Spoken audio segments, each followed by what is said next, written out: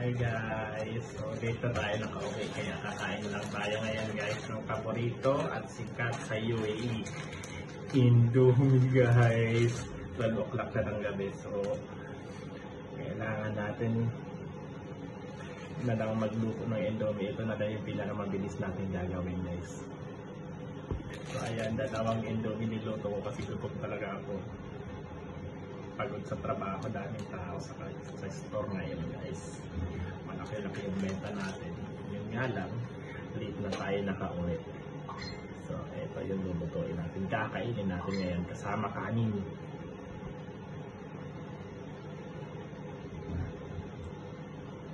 So ayan guys, nilalagay ko na yung sauce ng Indomie. Sakto na to guys para makakain bago matulog. Ayan. Malapot na siya. Malapot yung sauce. Ayan guys. Sarap-sarap ito mamaya. Ayan guys. Luto na ang ating Indomie. Sinala ko pa yan para mawala yung tubig. Lalagyan na lang natin yan. Seasoning pampasarap. Ito talaga yung sikat dito sa mga kabayan lalo.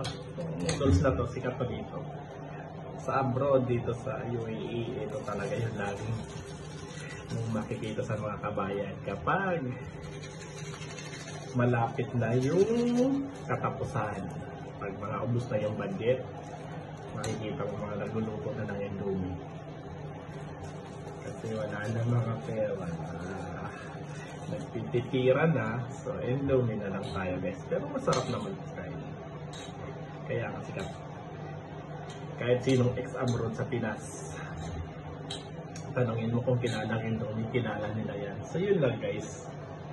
Kain muna tayo. Gutom na eh. Bye-bye. And guys, kain tayo guys.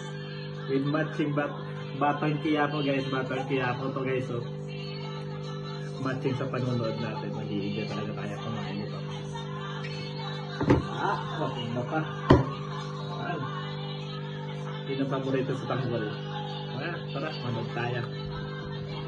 Tanggol versus kain-kanin na kanin tsaka pansit.